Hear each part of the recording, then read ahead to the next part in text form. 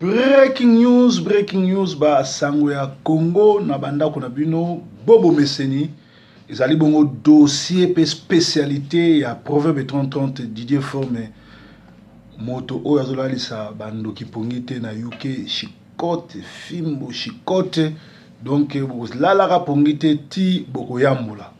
Alors basango ya Congo to bandi na ba news tozana ngona mboka na Kinshasa ba jeune batomboki baza prêt ba découdre na alias Kabila parce que balobi que dialogue ya IDPS na PPRD ezali une farce politique des inciviques et des sorciers donc ezama mingi tandis que na Kinshasa toujours bazo continuer ko kolela ba inondation baza libanda ba zangi place kolala mais gouvernement wana tellement ezana ngo ba congolais te etali bango te bango souci na bango yali ndenge nini ba otika na pouvoir pe ndenge nini ba continuer ko boma ba congolais mais il faut ba ke eloko nyonso to ezaka ni bandeli pe suka Vitalo roi Kanyagizinge de pourquoi j'ai choisi Kabila et voilà pourquoi je le soutiens jusqu'à la mort. Il n'y a que la trahison et la véracité d'un espion outou-rwandais au service de Kagame et de alias Kabila. Donc Vitalo Rwanyagizigizengi, donc Oboyebi Azali Moutou a PPRD, mais Azali Bongo Kotia trouble na kati ya Ninge Babengi ya opposition parce que Aza agent double en réalité. Aza Nae Moutou a PPRD à Komaka. Voilà pourquoi j'ai choisi Kabila et je le soutiens jusqu'à la mort. Donc, Tilelo, Azali Wanazo soutenir ye, Peto Sito Timbeli. Et l'autre, c'est na soi-disant opposition à Congo, sur les Alaka, vraiment, Ngongande Angoyo, et Salanini, et Bengana Ndekoana. Alors, lobby, na Boutou, vraiment, na moni, Pasteur Mouila Benga Kinga, et puis, Ndeko Nabiso, Moussou Benga Kinga, donc, batindelinga biloko oyo papa Honoré Mwanda alobaki nalandaki yango na bokebi nyonso pe nakumisaki nzambe komona ke biso ba congolais to komi comprendre masolo ndenge yali donc Vidal Matumona bengaki nga lobi na minuit pona kotindela nga élément ya papa Mwanda papa Honoré Mwanda makanisi ndenga lobi ya mabete asali appel moko pathétique na ndeko na ye Papa Tshisekedi parce que jusque là Papa Tshisekedi a le seul poids lourd oyo ako sauver Congo soki conscience nezo sala parce que pour le moment ba congolais mingi surtout bato basala na Mobutu conscience na bango esala raté bomoni moye bata Kinshasa balobi ba koma na bango ba corbillard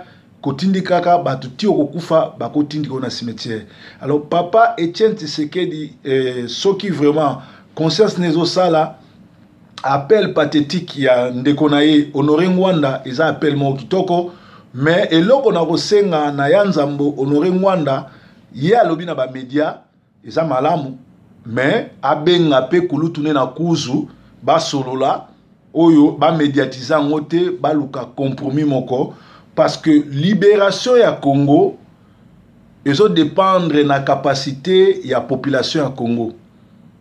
Et ça dépendre na morale pe éveil patriotique au ba leader ya Congo bazo sala.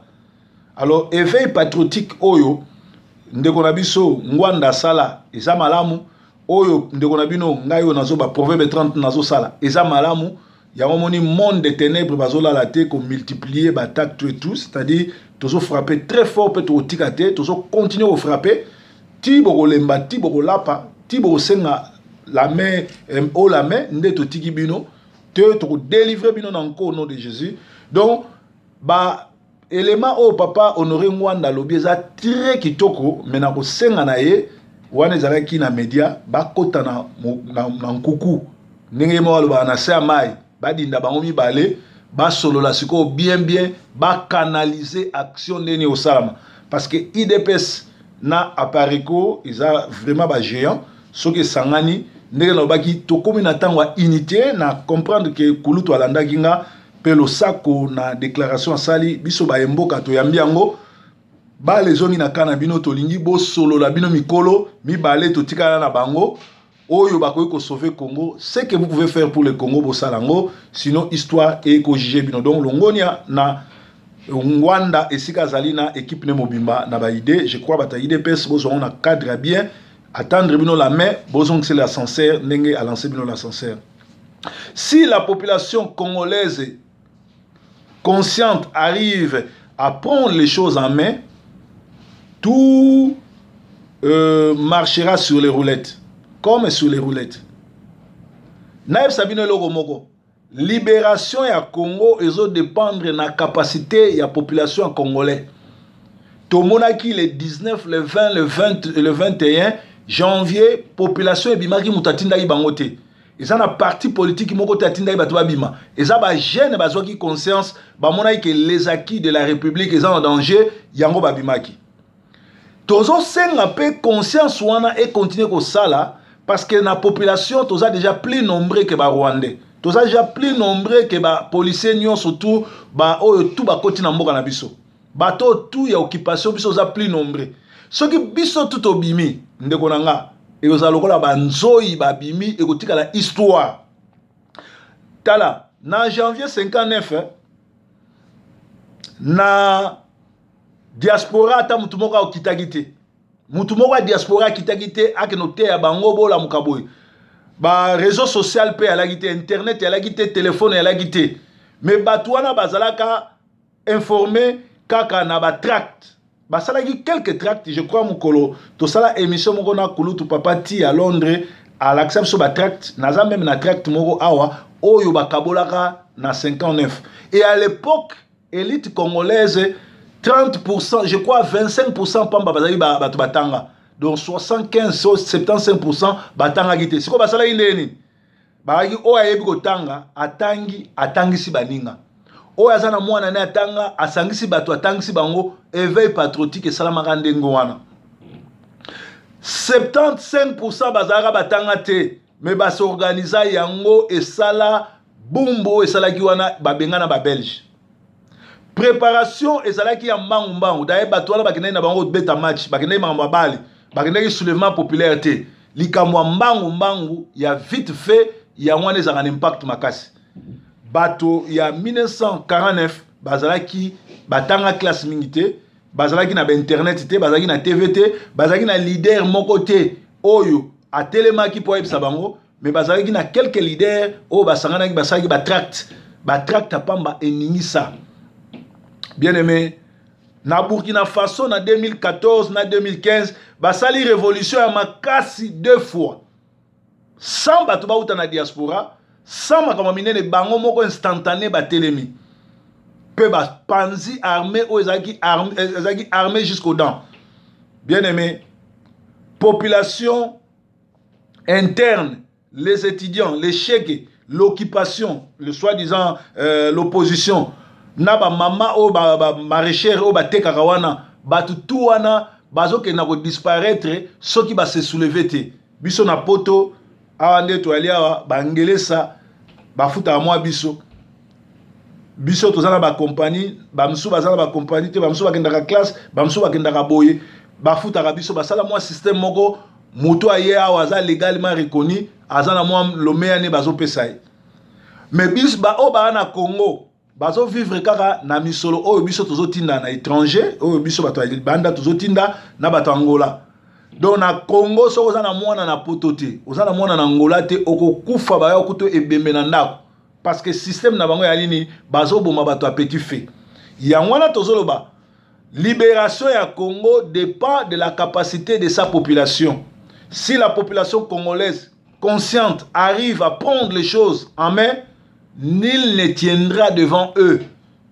Nul ne tiendra devant les Congolais parce que bako boma, bako panza, bako récupérer mboka. Alors, ba chege ba telema, ba zwa conscience, ba telema pour bako libérer Congo. Et là, oleki nguya wana ezate. Communauté internationale, to compter kutu sur bango te. Soki ezalaki vraiment communauté internationale ezaki ya solo, bazana ba rapport mapping, bazana rapport ya ONU, bazana ba rapport ya droit de l'homme, ya nyonso ndenge alias Kabila, ba yebi même nationalité na yeki aza congolais te, aza rwandais, bayebi ndenge akota na Congo, bayebi ndenge azoboma, bayebi ndenge aboma na Tingitingi, aboma na Kisangani, aboma na Mbandaka, azoboma na Kinshasa, bayebi. Mais basalani. Normalement, bakotikete fu bakanga ye ba memaye na CPI parce que c'est un terroriste. Bato babomi 130 personnes en France, bozo luka bango ba terroriste. Bato babomi 13 personnes, bozo luka bango ba terroriste. Et bongo alias Kabila oyo na mutu na yena Kagame na président ya Uganda, baza au moins na plus de 20 millions de morts. Et ça les crimes contre l'humanité. Mais là ça bien crime contre l'humanité et sotakate et ratakate. Bato ba travailler na Hitler, ba nazi. Place tout baluka bango, place tout okanga bango atana sali bulu, okobata maloko la Saddam Hussein, ba récupérer rayo. Donc, eloko makasi ali bazana ba rapport à ba crime nyonso contre l'humanité o ya sala, lokola ba télématé ba kangate. Donc congolais sont au télémité to compter sur communauté internationale té. Peuple congolais azana pouvoir ya ko changer oyo États-Unis, ba Belge, ba anglais, na ba français, na ba allemand ba kokité. Na Burkina Faso, président Bazane Sikoyo, ezali o bango ba ponaki po ba tomboki 2 fois. Peuple congolais, okoki ko changer makambo ezoleka na Congo. Okoki ko changer ma konyo koma bazonyo kolo na Congo. Okoki ko changer assujettissement honoré balobaka oza assujetti. Donc okomi chosifié. Donc okoki ko changer ngo kaka neloko moko na soulèvement populaire. Alors ezala batu musu bazoba mais bino bazana poto bokita. Non, biso na poto tozana misala tozo sala ya ba communauté internationale ko solola na ba MP ko solola na nani batu ya Europe tout. Donc batu oyo bazaki na Libye, batu oyo bazaki na Tunisie, groupe ba Tunisien to ba Libyen oyo poto bazaki ko travailler ko sala ba soulèvement ndenge to sala ka salaka awa batu ya Kinshasa kuna bino boza sur place bino nde batu boko comme salika moko grave. En tout cas bon nimelanga nous devons nous prendre en charge, c'est-à-dire de chasser alias Kabila et son clan. Et ça la souci na biso surtout tola la katola muka to tika babiloko batobele ba kolate batobele ba maele te batobele ba bandoki moni mutu alaksaka maele ne soka fongoli munoko les fait que muta ofongola munoko o comprendre so aza maele to aza zoba. Alors la breaking news proverbe ayaka na émission éveil patriotique. Na breaking news toyaka na ba émission belé net siko nazo lancer émission moko oya culture. Oyo première émission to sala na Titi Le Valois. Tozo tourner na lelo lobby bo mona déjà Titi Le Valois, grand producteur, grand sapeur, impact nini ya Titi Le Valois na petit na ye, azaka na petit na ye moko. Petit wana bazako benge Didier Forme. Na maison ya sans tambour ni trompette. Bango nde ba changer makambo ebele na Kinshasa. Ba telemela ni Arcos. Ba lança viva la musica, ba soutenir Victor Eleison, ba betsa ba concert ba bozi, ba Kofi Olomide, wana kutuna na yebanite, biso ba toto betsa ba concert, ba Kofi ba zo luka biso, ba musicien no so mona ka ba wera ba jibe, ba lata ba costume na biso. Donc impact ya Didier Forme na Titi Le Valois na culture, lelo Didier Forme a commis pasteur, Le Valois tikali Le Valois. Il faut to yambaye a expliquer biso impact nini et salama na cadre ya culture parce que nga avant nazala pasteur nazana homme culture nazala président d'orchestre nazala moko ba sapeur congolais na salama kambo ebele avant na ya kokoma lelo mosai na nzambe. Donc eloko wana boko yamba Le Valois boyo kaka Titi Le Valois mfumo mputu wana vraiment pire vie na nga donc to beta ba masolo ya danser boko yo kango e uzamalamu. Puis après, na koyamba Dio Mubiala, na koyamba Dino Mpakasa, na koyamba Batoyo, babanda ba masolo po biso tozwa idée ya kokoma ba producteur po tovandaka na ba kulutu wana. Alors, eza ba émission ya éveil, ya éducation. Awa chaque dimanche na tiaka Chris Pain de vie yali maté ya ba révélation. Donc nous on ne vient pas ici blaguer, on vient démontrer de quoi nous sommes capables. Qu'est-ce que nous avons dans nos caboches que nous devons transmettre. Nous, on ne fait pas des émissions pour amuser la galerie. Nous, on fait des émissions pour éveiller la population. Nous, notre ennemi, nous voyons l'occupation congolaise. Moi, un Congolais, Congolais, c'est mon frère. Si tu as perdu, si tu as hors la loi, si tu es pécheur, je vais t'aider à rentrer dans les voies chemins, dans les droits chemins, parce que moi aussi, j'ai fait des erreurs. Moi aussi, on m'a aidé. Donc, quand je viens ici, ce n'est pas pour humilier les gens, ce n'est pas pour créer des problèmes, mais c'est pour éduquer des gens. c'est le ministère que Jésus avait. Jésus, 3 ans durant, il a passé 3 ans en enseignant, en critiquant, en fouettant les pharisiens et les sadducéens. Esprit wanati lelo yali, ba pharisiens na ba sadducéens, il faut to chichibino, to kote sabino li felo na ba fimbu, to kote sabino lola na fimbu. Sozo ke li felo, to so benda yo ya kote lola. Soko boyi, fimbu tu comprendre. Alors, ce qui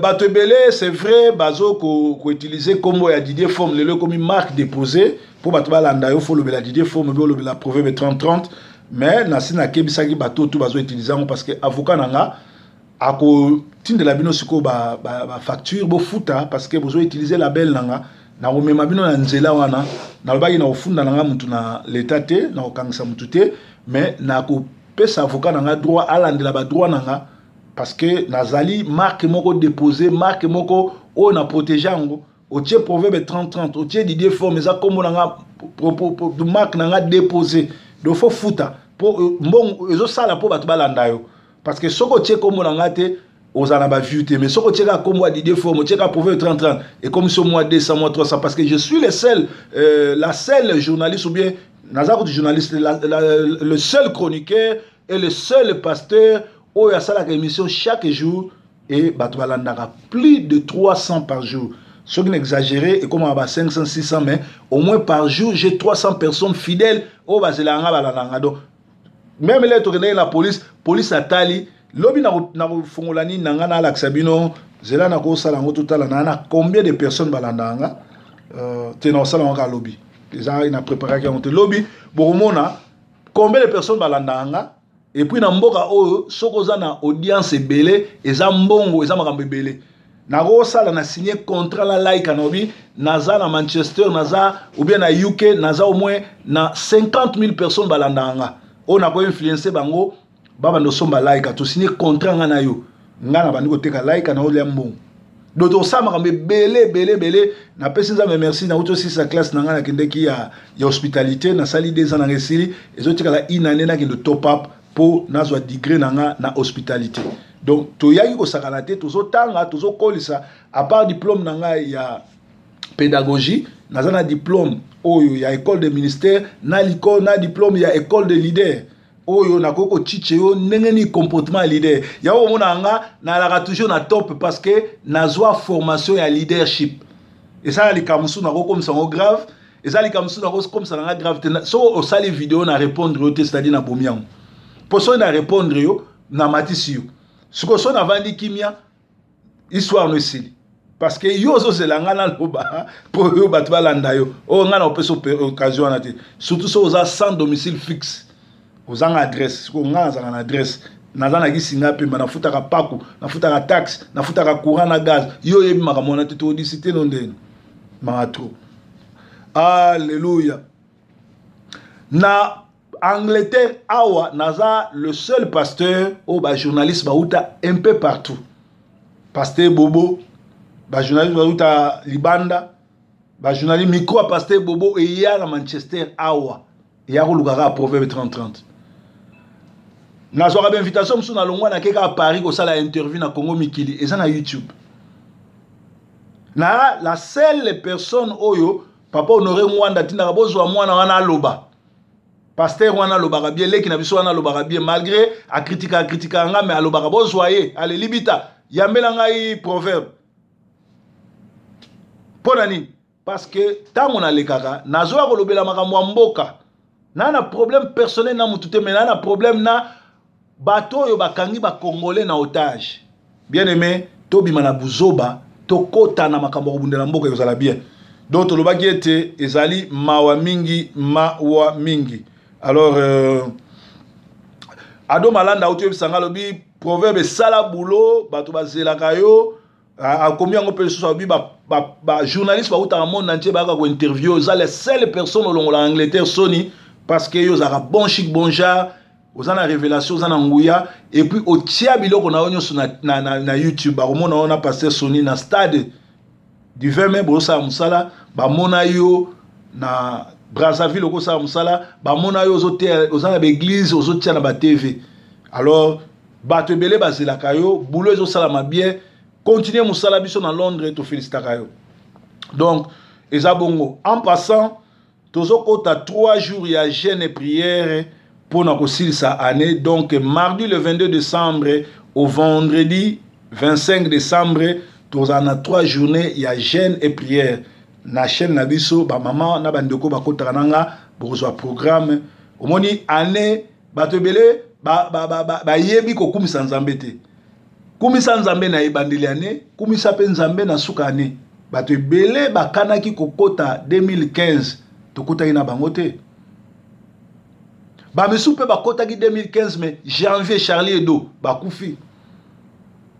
Donc il faut banda kokumisa nzambe na suka année pour préparer année o musuzo ya bitumba nyonso ko ya obundi na Yesu po nzambe alongisa yo. Donc tozokota jeûne et prière il y a 3 jours et ko banda mardi le 22 décembre et aussi là vendredi le 25 décembre pour ngai na église na biso au côté anglophone tozoke retraite à 3 jours ezala du 27 au 30 tokendaka place moko to vandi eza hôtel à munene kuna tozolia kaka ba mapa ba nini mais tozana prière na ba prédication na kolukana record ata mukolonga na terre bomona nazote na kati ba anglophone na milia ba congolais te ba anglophone omona que proverbe ma ba pese parole ate en anglais s'il vous plaît. Et puis na resepela na ko luka bien na mwana nanga mwansi Samantha to sala émission en anglais parce que tu vas en Angleterre même si ko soko ni ko inviter nga to sala émission na mutu bien débat ou bien nini il faut ça en anglais ou en français puis vous allez beaucoup plus mingi na au monde to bouquet bateau et que na France na kati ya bateau to vandi parce que ba grande personne ba sala émission de ngwana bino ba journaliste bo inviter mutu bo bouquet na kati ya bateau bozo ke na nzela France traverser na za 3 heures du temps émission à 45 minutes et vous allez bien to tiki ba émission ya pamba olingi débat to kei na niveau ya masuwa na kati ya bateau to ke ne France to vandi ba journaliste ba zawana to bukaki to sali débat ba question nyonso tout aussi ici. Alors soki bongote mutu moko te aluka a kota en contact nanga o to solo la émission te émission zala en anglais ou en français mais na kati ya bateau. Donc ba émission soso ya bandako ya ba studio na linga ngote ba level wana to zali sukunate. Donc ezali ndengwana. Alors Bible so ba les ténèbres ne régnera plus. Donc breaking news ezali comme ma lumière na kati ya communauté. Breaking news ezali ko pesa ba solution na kati ya makambu ezali mawami. Alors proverbe ayambara batu de partout toloba ngote batu ba yakawa ba utaka monde entier. Bamsu ba yaka pèlerinage, bamsu ba yaka ko sala délivrance, bamsu ba yaka ko bénir musala et les kamalam. Mais tu remarqué que mingi ya batu bazali koya batindaki bango bamsu yalaki po bakoyi sanga bamsu yali po baluka ngana bakoma ba femme de nuit na ndenge ya mystique mais nzambe ala raté batu tout baleka awa to longi bango soki tembe muto aleka alakisa ba preuve que ya longi biso mais biso toza victorieux parce que na komo na Yesu nde tozo kolonga malamu izo kende bien. Alors ezali mawa mingi na batu nyonso tout oyo baza ko salaka makambu oyo ezo kotambola bien te. Alors tolobaki ete na Kinshasa eloko nini alias Kabila sali asombi ba église omoni ba église nyonso a réveil ba pasteur nyonso y église a réveil o balega na TV. Na Kinshasa so za na église déjà il y a 300-400 personnes mogalo aleki apesi bango mbongo. Apesi bango mbongo pona nini bakende ko te ya bandimike ko bima libande za lisumu ko sala soulèvement za lisumu ezali bo. C'est-à-dire ba pasteur obino boyambaka o aye o boyna boye ba pasteur wana botala kaka vidéo mugalo akutala ngina ba pasteur nyonso to epangalasi bomona ba pasteur wana nyonso bana kati bazwi mbongo do bino mombo yebelo ni boko ko sala pona bango. Donc to pesi bango ban bako ya suna poto te balia mbongo wana parce que ba lembongo ba moni passe zo leka na Congo mais bango bazo continuer ko lia mbongo kaka ba pasteur ba lembongo te ba pesi ba musicien ba pesi ba to théâtre ba pesi ba star nyo surtout à Congo ba pesi ba mbongo. C'est comme ça occupation etambolaka et pesi opposition et pesi ba pasteur et pesi ba tango ba pasteur na ba église oya ba kimbangiste ba église en Pevalon nyonso ezumbongo sauf église catholique nde ezokumisa soulèvement populaire. Donc bino mongo bomona makamni ezo salama na Congo. Donc nde tolobaki ete Congolais, côté le Msamboka, comme libérer Mboka, ils ont dépendre de la capacité de la population à Congo. Et c'est Congolais à comprendre. Et c'est Congolais à comprendre qu'il faut télé Mboka. Je crois que c'est une exhortation moi qui toko. Bolanda, Didier formé avec Titi le Valois Calamité. Breaking news! Vérité la nenga anko.